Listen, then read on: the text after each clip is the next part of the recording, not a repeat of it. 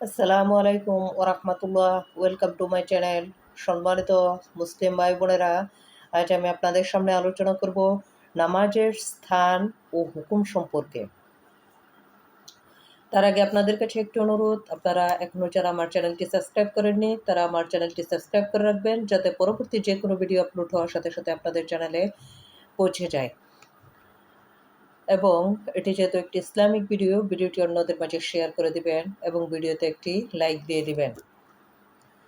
নামাজের স্থান ও হুকুম। ঈমানের পরই ইসলামের প্রধান রুকন তথা ভিত্তি হল সালাত বা নামাজ। নামাজই হল সর্বশ্রেষ্ঠ ইবাদত এবং সর্বসম্মতিক্রমে ইহা ফরজ। কুরআন, হাদিস, ইজমা এবং কিয়াস দ্বারা এর ফরজিয়াত প্রতিষ্ঠিত হয়েছে। এবং ঈমানের পরেই নামাজের স্থান।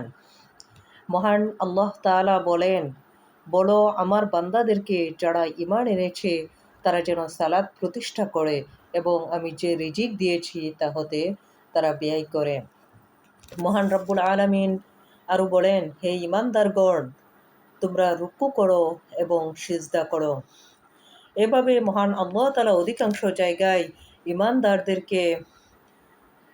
ঈমানদারদের ঈমান গ্রহণের প্রথমে যে কাজটি করার আবেদন করেছেন তা হলো সালাত তথা নামাজ আদায় করা। কাজেই ঈমানের পরই সালাতের স্থান। ইসলামের দ্বিতীয় উৎস ও মূল ভিত্তি হচ্ছে সালাত। ঈমানের পরেই আমাদের নামাজের স্থান। আল্লাহ তাআলা কুরআন শরীফের ৮২ জায়গায় নামাজের কথা উল্লেখ করেছেন। অতএব আমাদের সকলের উচিত নামাজ আদায় করা এবং আল্লাহ তাআলার আদেশ মতো চলা। আসসালামু আলাইকুম ওয়া রাহমাতুল্লাহ।